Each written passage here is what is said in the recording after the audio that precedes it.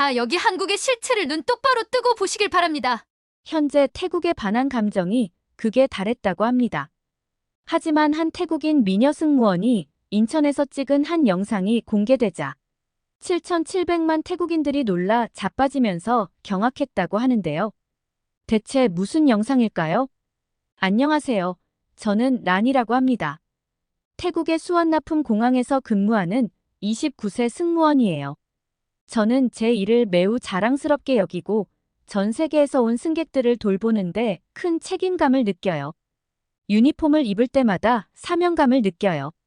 사람들의 발길이 끊이지 않는 공항은 마치 제 두 번째 집과도 같아요. 하지만 최근 예상치 못한 위기에 직면하게 되었어요. 태국과 한국 간의 여행객 수가 급격히 줄어든 거예요. 태국 여행객들이 한국 공항에서 차별과 입국 거부를 당했다는 소식이 빠르게 퍼지면서 두 나라 사이의 감정의 골이 깊어졌고, 이는 태국을 찾는 한국 관광객 수의 급감으로 이어졌어요. 이로 인해 제 항공사는 비행 편수를 줄이기 시작했고, 저의 근무 시간도 점점 줄어들었어요. 상황은 날이 갈수록 악화되고 있었죠. 태국과 한국의 관계가 나빠져 관광 산업에 타격이 오자 태국 정부는 더 많은 중국 관광객을 유치하기 위해 비자 규정을 완화하는 등 관광 산업 활성화에 나섰어요. 곧 비행기에는 중국인 승객들로 가득 차기 시작했고, 저희 항공사는 새로운 승객들과의 소통을 돕기 위해 중국어 수업도 제공했어요. 저는 적응하려고 노력했고, 그 수업에 참석하며 중국어 문구들을 반복해서 외우고 그들의 문화적 예절을 배웠어요. 제 일에서 항상 그랬던 것처럼 최상의 서비스를 제공하고 싶었으니까요. 하지만 한국 승객들이 그리운 건 어쩔 수 없었어요. 중국인 승객들은 달랐어요. 그들은 요구가 많고 때로는 배려가 없으며 승무원의 지시를 무시할 때도 있었어요. 그들을 응대하는 것은 정말 지치는 일이었죠. 한국 승객들이 자리를 정리하고 승무원들을 존중하며 필요한 것만 요청하던 모습이 떠올랐습니다. 예전에 한 한국 할머니가 제가 짐을 잠시 들어드리자 감사 인사와 함께 작은 간식 봉지를 건네며 미소 지으셨던 일이 생각났어요. 작지만 따뜻했던 그 제스처가 마음에 오래 남아있거든요. 지금은 볼 수 없지만요. 하지만 한국인들이 그리움에도 불구하고 제 마음속에 화를 떨칠 수 없었어요. 도대체 왜 한국인들은 한국에서 우리를 그렇게 대하는 걸까요? 한국 입국 심사에서 태국 여행객들이 겪은 수모에 대한 이야기는 마음을 아프게 했어요. 제 친구들 중에도 그런 경험을 한 사람이 있었어요. 입국을 거부당하고 의심받으며 이유 없이 오랜 시간 기다려야 했죠. 정말 불공평했어요. 그런 이야기를 들을수록 저는 점점 더 화가 났어요. 제가 한국 승객들에게 보여준 존중과 친절이 배신당한 기분이었죠. 어느 날 비행 중 한 중국인 승객이 저와 대화를 나누며 한국에 대한 이야기를 꺼냈어요. 그는 한국을 여행했던 경험을 말하며 다소 부정적인 의견을 피력했죠. 요즘 한국인들이 안 온다면서요? 한국이 그렇게 선진국이라며 자랑하지만 실제로 가보면 별로 그렇지 않아요. 그가 말했어요. 한국의 공항이나 거리에서 일하는 많은 노인들을 봤어요. 그들이 여전히 그렇게 힘든 일을 하는 걸 보면 이 나라가 진정한 선진국이 맞는지 의심스러워요. 그의 말에 저는 순간적으로 공감이 갔어요. 인천공항에서 바닥을 청소하고 쓰레기를 비우는 노인들을 봤을 때 느꼈던 의문이 떠올랐어요. 정말 한국이 선진국이라면 왜 이렇게 많은 노인들이 여전히 힘든 일을 해야 하는 걸까? 그의 말은 제 의심을 더 확고히 만드는 계기가 되었어요. 하지만 퇴직하신 아버지는 늘 태국이 한국과의 관계를 회복하는 것이 중요하다고 말씀하셨어요. 중국에만 의존하는 것은 항공산업을 지속 가능하게 만들지 못한다고 믿으셨죠. 아버지의 말씀을 받아들이기 어려웠어요. 왜 우리가 그렇게 한국을 신경 써야 하죠? 그들이 우리를 그렇게 대했는데 뭐가 특별하다는 거죠? 어느 날 저녁 작은 거실에서 아버지와 함께 앉아 있을 때 아버지는 또 그 이야기를 꺼내셨어요. 세상을 많이 보신 분답게 세상의 복잡성을 저보다 더 잘 이해하시는 듯한 차분한 목소리로 말씀하셨어요. 한국과의 관계는 단지 감정만으로 판단해서는 안 된다. 너도 알다시피 우리가 한국과 맺은 경제적 유대가 얼마나 중요한지. 한국은 우리 항공산업의 주요 고객이야. 그들이 없으면 지금보다 훨씬 많은 항공편이 없어질 거다. 아버지의 목소리에는 경험에서 나오는 무게가 느껴졌어요. 중국 관광객만으로는 부족해. 이건 단기적인 해결책일 뿐이야. 우리가 진정으로 강해지기 위해서는 다양한 국가와 균형 잡힌 관계를 유지해야 해. 아버지의 말은 논리적이었고 한편으로는 두려웠어요. 경제적 현실이 나의 감정보다 중요하다는 것을 어쩌면 이미 알고 있었기 때문이죠. 아버지는 균형에 대해 이야기하셨어요. 어느 나라든 한 곳에만 의존하는 것은 위험하다고요. 우리나라는 강해지기 위해 중국뿐만 아니라 여러 곳에서 온 관광객들을 환영해야 한다고 말씀하셨죠. 아버지의 말은 논리적이었고 어쩌면 깊은 속에서는 아버지가 옳다는 것을 알고 있었을지도 몰라요. 하지만 한국에 대한 화를 쉽게 풀 수 없었어요. 그들이 한 일이 중요한 게 아니야, 중요한 건 우리에게 무엇이 최선이냐는 거야. 태국은 과거에 얽매이지 말고 앞을 내다봐야 해. 아버지는 저를 바라보며 그렇게 말씀하셨어요. 저는 고개를 끄덕였지만 완전히 동의한 것은 아니었어요. 아버지의 관점은 이성적이었지만 제 마음은 그렇게 쉽게 용서할 준비가 되지 않았거든요. 저는 뭔가 더 필요했어요. 모든 것을 이해하고 앞으로 나아갈 방법이요. 그러던 중 하나의 생각이 제 머릿속에 떠올랐고 그것은 두렵고도 힘을 주는 생각이었어요. 좌절감에 휩싸여 저는 결심했어요. 제가 직접 한국을 방문해 그들의 현실을 기록하고 그들이 주장하는 것만큼 선진국이 아니라는 것을 모두에게 증명하겠다고요. 그리고 전 세계가 보는 유튜브에 올려 한국의 진실을 알리면 조금 통쾌할 것 같았습니다. 그 생각은 머릿속에 떠나지 않았고 매일 더 강해졌어요. 저는 카메라를 들고 서울 거리를 걸으며 진실을 담는 제 모습을 상상했어요. 사람들과 이야기하고 질문하고 제가 본 것을 기록하겠다고요. 그들이 우리를 어떻게 대하는지 세상에 보여주면 사람들이 우리가 화를 내는 이유를 이해할 거라고 생각했어요. 그것은 저 자신뿐만 아니라 부당한 대우를 받은 모든 사람을 위해 제가 해야 할 일처럼 느껴졌어요. 저는 동영상 제작이나 글쓰기 경험이 거의 없었지만 배울 수 있을 거라 생각했어요. 어쨌든 중국어도 배웠잖아요. 생각하면 할수록 의지가 강해졌어요. 저는 준비하기 시작했어요. 비행편을 알아보고 필요한 서류를 챙기기 시작했어요. 최근에 한국에 다녀온 몇몇 친구들에게 그들의 경험에 대해 물어봤어요. 대부분은 제게 가지 말라고 경고했어요. 현재 양국 간 관계가 긴장된 상황에서 입국하기 어려울 거라고요. 하지만 그들의 경고는 오히려 제 결심을 굳게 만들었어요.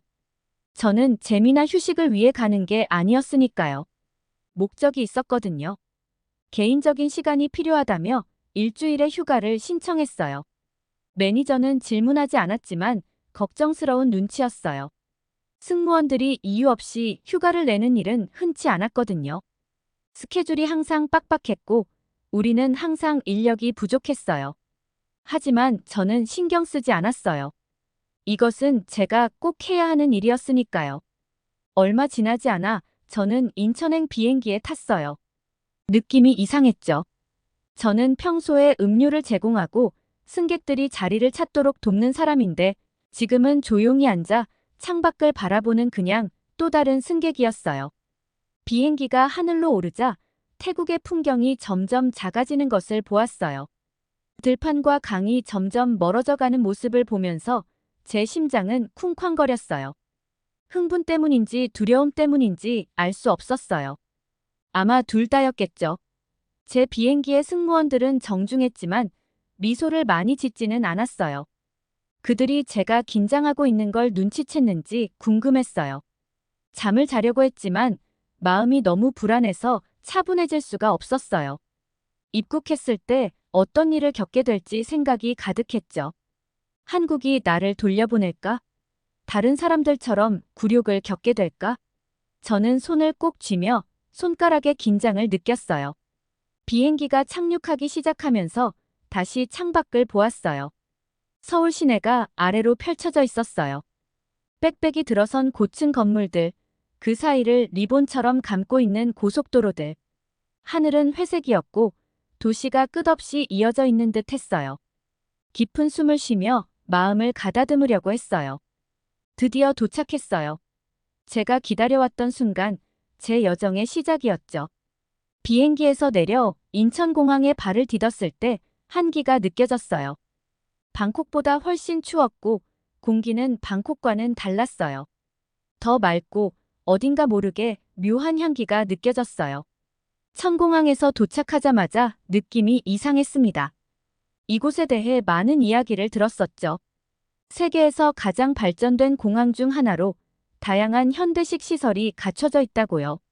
하지만 제 눈에 띈 것은 반짝이는 기술이나 넓은 터미널이 아니었어요. 공항에서 일하는 사람들, 특히 나이 든 분들이었어요.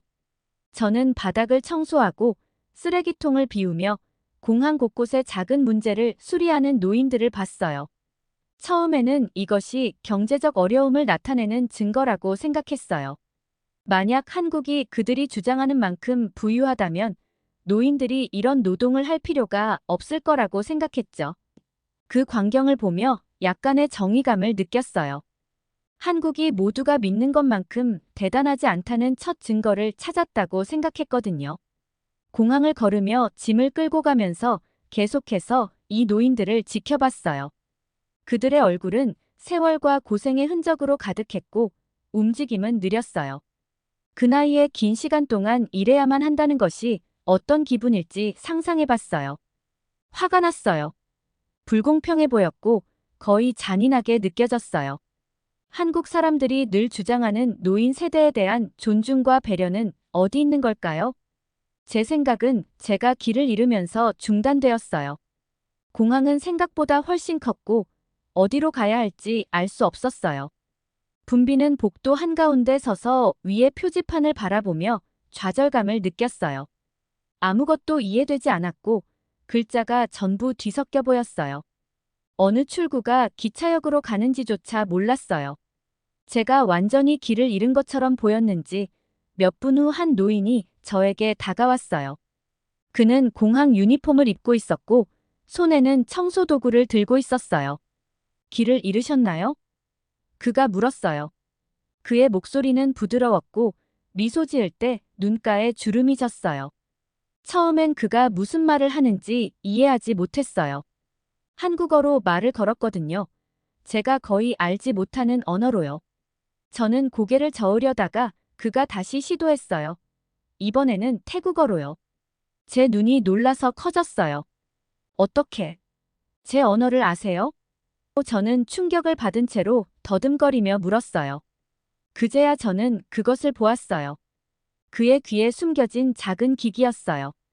그것은 세련되고 현대적인 모습이었고 작은 파란 불빛이 깜빡이고 있었어요.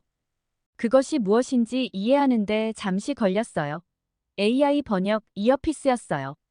그는 그것을 사용해 저와 대화하고 있었던 거예요. 그 사실을 깨닫고 저는 복잡한 감정이 들었어요. 감탄해야 할지 아니면 부끄러워해야 할지 몰랐어요. 저는 그에 대해 너무 많은 것을 가정했지만 그는 이렇게 첨단 기술을 사용해 저와 소통하며 저를 도우려 하고 있었어요. 저는 약간 어색해하며 고개를 끄덕였어요. 네, 버스터미널을 찾고 있어요. 라고 태국어로 대답했어요. 그가 이해할 수 있을지 확신하지 못한 채로요. 그는 잠시 듣더니 다시 미소 지으며 왼쪽 복도를 가리켰어요. 이쪽입니다. 제가 안내해 드릴게요. 여전히 태국어로 말했어요. 그는 저에게 따라오라고 손짓했고 저는 약간 겸허한 마음으로 그를 따라갔어요. 걸으면서 그는 다시 말을 꺼냈어요. 자신이 사용하는 기기에 대해 설명해 주었어요. 그것은 정부 프로그램의 일환이라고 했어요. 이 번역 이어피스는 공항에서 일하는 직원들에게 제공돼요. 다양한 나라에서 온 여행객들을 도울 수 있도록 하는 거라고요. 그는 자부심을 가지고 말했고, 저는 자신도 모르게 그 이야기에 귀를 기울이며 궁금함이 생겼어요. 그는 얼마 전까지만 해도 서울거리에서 노숙 생활을 했다고 말했어요. 생존을 위해 애쓰며 힘든 시간을 보냈다고요. 그러던 중 정부가 노인 시민들을 위한 재활 프로그램을 시작했고, 공항과 기차역 같은 공공시설에서 일자리를 제공하기 시작했대요. 이 프로그램은 일뿐만 아니라 교육과 지원, 주거와 의료 서비스도 제공했어요. 두 번째 기회였다고 했어요. 존엄성을 가지고 일할 수 있고 다시 사회의 일원이 될 수 있는 기회요. 그의 말에 저는 충격을 받았어요. 저는 그곳에 있는 노인들이 경제적 어려움 때문에 어쩔 수 없이 일을 한다고 생각했어요. 하지만 그것은 어려움이 아닌 기회였어요. 정부는 이들이 일할 수 있는 제도를 만들어냈고 그들이 절망적이기 때문이 아니라 목적을 가지고 사회에 기여할 수 있도록 했다는 거였어요. 그들을 착취하는 것이 아니라 그들을 돕는 것이었어요. 옆에서 걷고 있는 그 노인을 바라보니 허리는 약간 굽었지만 걸음걸이는 당당했고 죄책감이 느껴졌어요. 기차역에 도착했을 때 저는 그에게 고개를 살짝 숙이며 감사를 표했어요. 뭐라고 더 말해야 할지 몰랐거든요. 그는 다시 미소 지으며 고개를 끄덕이고는 자신의 일을 계속하러 돌아섰어요. 저는 그가 걸어가는 모습을 지켜보며 복잡한 감정을 느꼈어요. 한국에 대한 저의 첫인상이 틀렸었어요. 현실은 제가 상상했던 것보다 더 복잡하고 더 층층이 쌓여 있었어요. 제가 원했던 것만큼 단순하지 않았던 거죠. 기차를 타고 도시로 향하면서 그 노인 생각이 떠나지 않았어요. 저는 마음속으로 한국을 부정적으로 그려놓고 제대로 기회를 주기도 전에 판단해버렸어요. 한국이 선진국도 아니고 그들이 주장하는 만큼 배려 깊지도 않다는 것을 증명하고 싶었지만 이제는 잘 모르겠어요. 공항에서의 장면은 제가 예상하지 못했던 한국의 다른 면모를 보여준 첫 번째 순간이었어요. 그것은 제가 가지고 있던 편견과 비행기에서 내리는 순간부터 가져온 가정을 되돌아보게 했어요. 기차는 부드럽게 움직이며 철로를 따라 미끄러져 갔고 창밖으로 변하는 풍경을 바라봤어요. 빌딩들은 높고 현대적이었으며 깔끔하게 정렬되어 있었어요. 거리에는 사람들이 걸어 다니고 있었어요. 어떤 사람은 정장을 입었고 또 어떤 사람은 캐주얼한 옷차림이었어요. 모두 목적을 가지고 움직이는 듯 했어요. 도시는 깨끗하고 정돈되어 있으며 활기차 보였어요. 제가 상상했던 것과는 달랐어요. 예상하지 못했던 평온함과 질서가 있었죠. 아버지가 했던 말이 생각났어요. 과거에 얽매이지 말고 앞을 내다봐야 한다고요. 어쩌면 아버지가 옳을지도 몰라요. 어쩌면 한국에는 제가 보려 하지 않았던 더 많은 것이 있을지도요. 하지만 아직 마음을 바꿀 준비는 되지 않았어요. 여전히 마음속에는 쓴맛이 남아있었고 태국 여행객들이 겪었던 대우와 그들이 느꼈던 굴욕에 대한 기억이 남아있었어요. 저는 더 많은 증거와 경험이 필요했어요. 무엇을 믿어야 할지 결정하기 위해서요. 저는 눈을 크게 뜨고 제 편견 너머를 보며 한국을 있는 그대로 보려고 결심했어요. 제가 원하는 모습이 아닌 진짜 모습을요. 제가 찾고자 했던 결점들을 발견할 수도 있고 어쩌면 다른 무언가를 발견할 수도 있어요. 어느 쪽이든 이 여정이 제가 예상했던 것보다 훨씬 복잡할 거라는 것을 알고 있었어요. 기차가 도심에 가까워질수록 저는 깊은 숨을 쉬며 앞으로 다가올 일들에 대비했어요. 이건 단지 시작일 뿐이었고 저는 무엇을 발견하든 끝까지 해내기로 결심했어요. 서울거리를 걷다 보니 저의 편견을 다시 생각하게 만드는 순간들이 더 많아졌어요. 날씨는 쌀쌀했고 나는 이 바쁜 도시를 헤매며 신선한 공기를 느꼈어요. 양쪽으로 높은 빌딩들이 줄지어 있었고 사람들은 일하러 가거나 친구를 만나러 바쁘게 움직였어요. 저는 그들 한가운데서 작은 존재처럼 느껴졌어요. 수많은 사람들 중 하나일 뿐이었죠.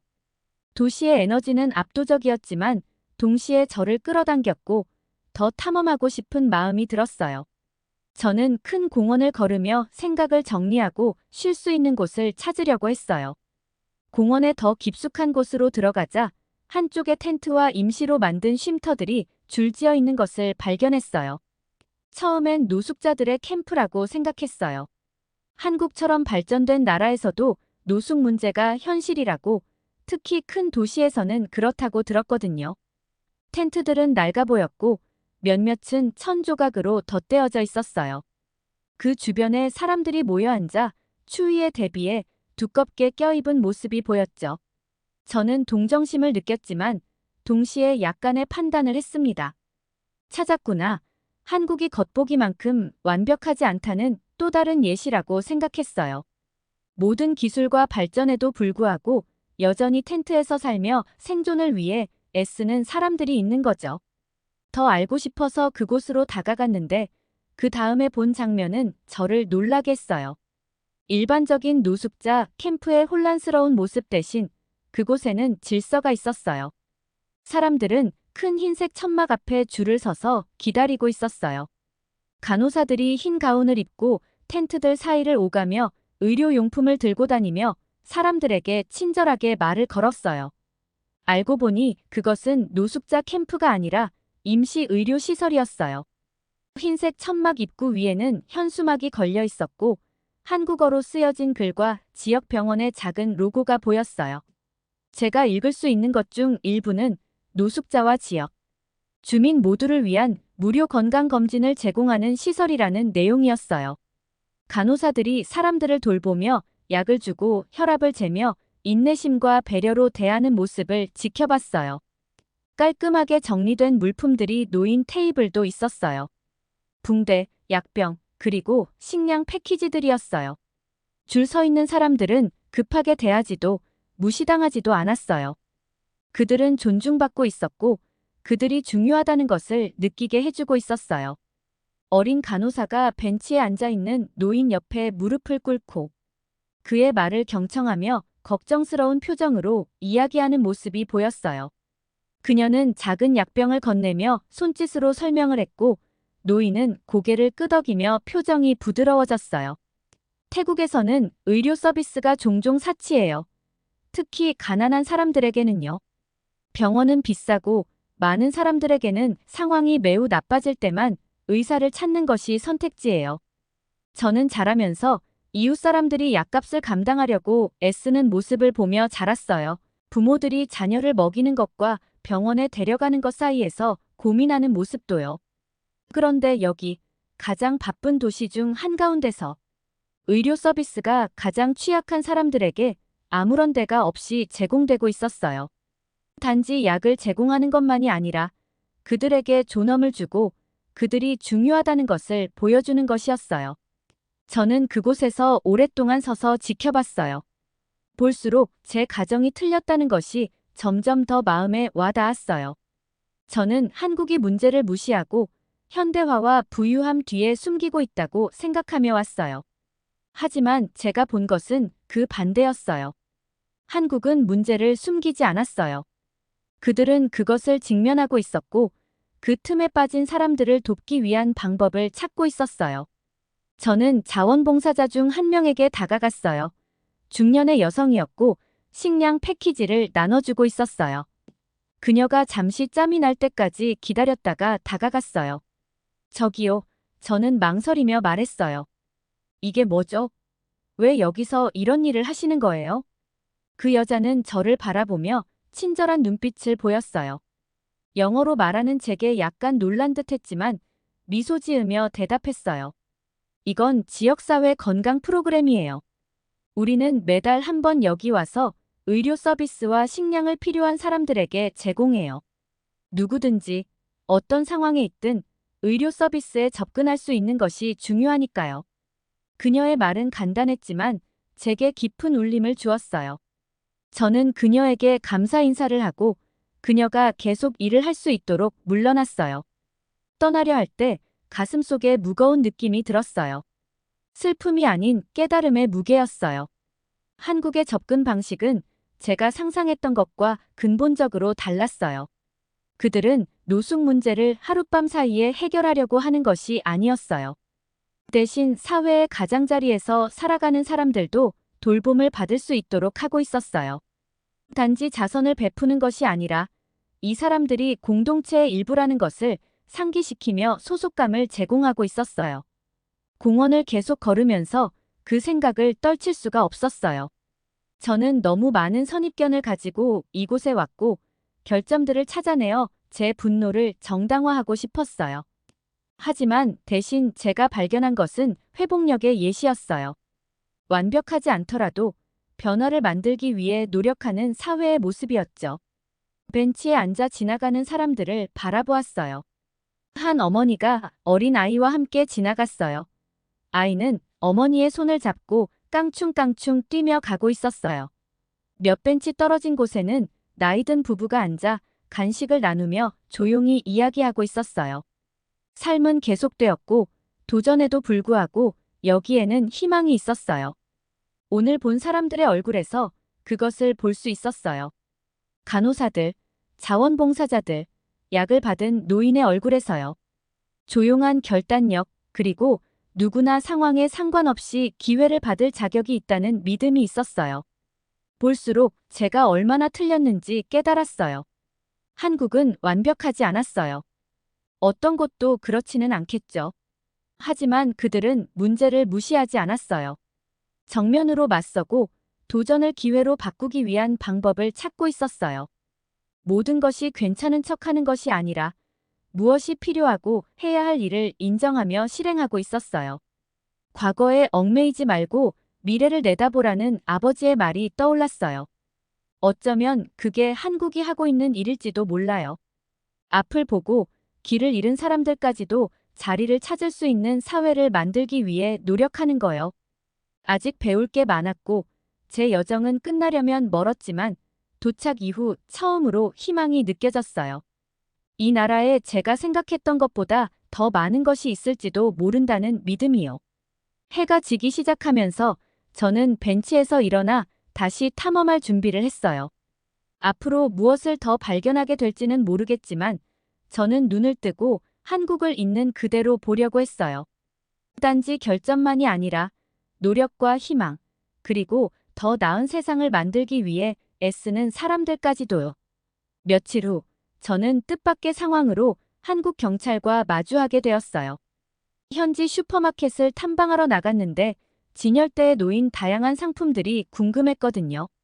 그 슈퍼마켓은 태국에서 본 것보다 훨씬 컸고 제가 한 번도 본 적 없는 물건들로 가득했어요. 저는 시간을 들여 천천히 각 통로를 걸으며 상품들을 하나하나 살펴보았어요. 알록달록한 포장지 안에 무엇이 들어있는지 알아보는 것도 재미있었어요. 낯선 과자들과 향신료, 생활용품들을 보는 것은 흥미로웠고 저는 거의 1시간 정도를 그곳에서 보내며 그냥 이리저리 둘러보고 있었어요. 제가 즉석라면 진열대 앞에 서서 여러 가지 맛을 비교하고 있을 때 갑자기 제 쪽으로 다가오는 경찰관을 발견했어요. 그는 진지한 표정이었고 제 심장은 한순간 덜컥 내려앉았어요. 경찰관이 저에게 도착하자 신분증을 보여달라고 했어요. 그의 목소리는 차분했지만 단호했고 저는 혼란과 두려움이 몰려왔어요. 왜 저에게 신분증을 요구하는 걸까요? 제가 무슨 잘못이라도 했나요? 저는 여권을 내밀었어요. 손이 약간 떨리고 있었죠. 제 마음 한구석에서는 분노가 치밀어 올랐어요. 제가 태국인이라는 이유로 표적이 된 걸까요? 부당하게 느껴졌고 여기서 태국 여행객들이 부당한 대우를 받았다는 모든 이야기가 떠올랐어요. 지금 이 일이 저에게도 벌어지고 있는 걸까요? 아마 경찰관은 제 얼굴에 나타난 걱정을 눈치챘던 것 같아요. 그가 다시 말했거든요. 이번에는 더 부드러운 톤으로요.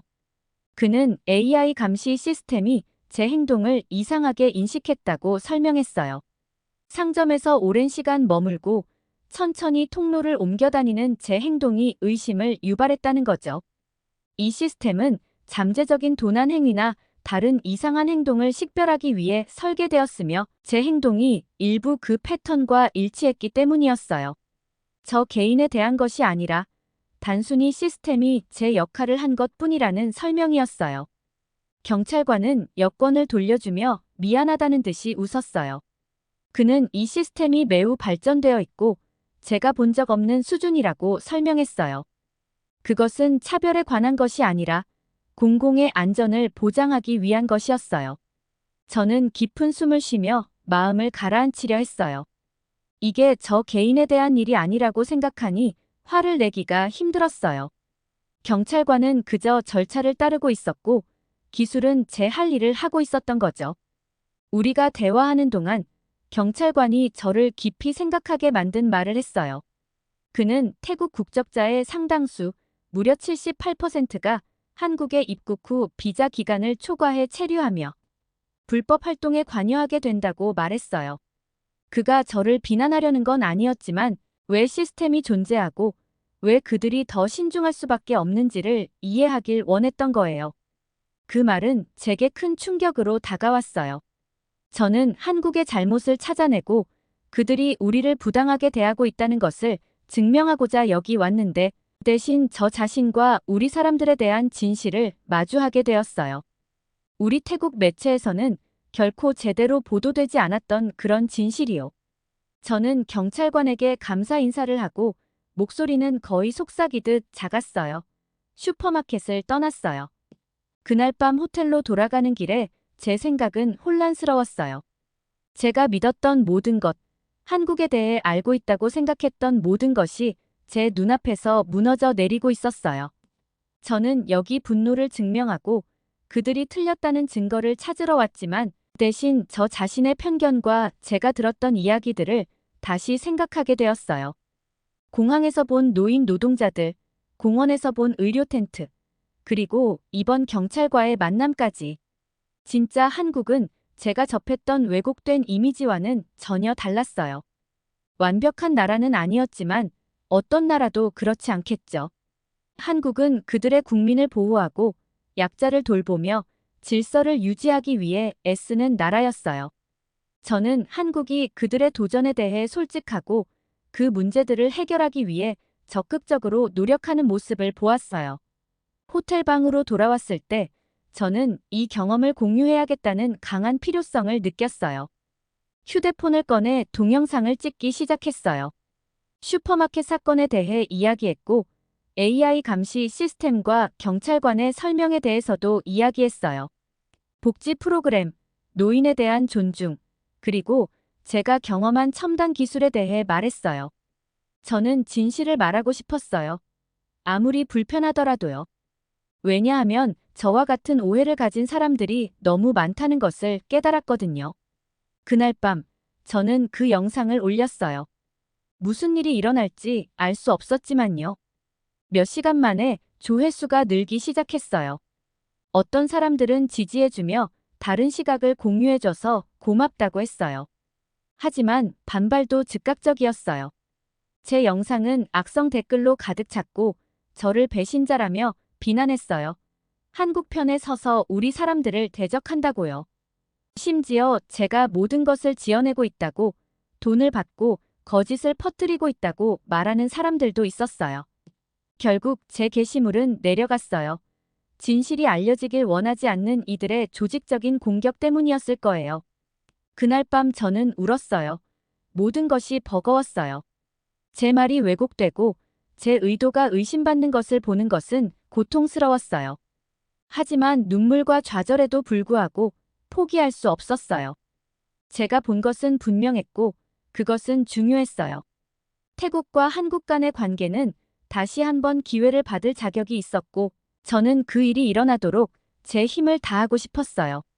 그 후 며칠 동안 저는 한국에서의 경험을 계속 기록했어요. 더 많은 장소를 방문하고 더 많은 사람들과 이야기하며 제 초기 편견을 넘어 이 나라를 이해하려 노력했어요. 저는 좋은 점도 나쁜 점도 그들의 도전과 성공도 보았어요. 그리고 마침내 태국으로 돌아왔을 때 무엇을 해야 할지 알 수 있었어요. 저는 진실을 계속 말해야 했어요. 더 많은 반발이 있더라도요. 마지막 영상에서 저는 이해를 부탁했어요. 고정관념과 언론의 이야기 너머를 보려는 마음을 부탁했어요. 한 가지 정보만 믿는 것의 위험성, 편견이 한 나라 전체를 바라보는 우리의 시각을 형성하는 것의 위험성에 대해 이야기했어요. 저처럼 한때는 분노밖에 없던 사람도 변할 수 있었다면 다른 사람들도 변할 수 있을 거라고요. 제가 찍은 영상이 꼭 필요한 사람들에게 닿을지는 모르겠어요. 누군가의 마음을 바꿀 수 있을지는 모르겠어요. 하지만 침묵할 수 없다는 것은 알고 있어요. 제가 본 한국은 많은 태국 사람들이 상상하지 못했던 면모였어요. 비록 결점이 있더라도 모든 시민의 삶을 개선하려 노력하는 나라였어요. 그리고 언젠가는 제 사람들이 그것을 보게 되길 바랐어요. 이 여정은 저를 예상치 못한 방식으로 변화시켰어요. 저는 분노와 판단으로 가득 차 한국에 왔지만 희망과 새로운 시각을 가지고 떠나게 되었어요. 진실은 복잡했고 항상 받아들이기 쉬운 것은 아니었어요. 하지만 그럴 가치가 있었어요. 그리고 어쩌면 제 노력이 다른 사람들에게도 그것을 볼 수 있도록 도울 수 있기를 바랐어요.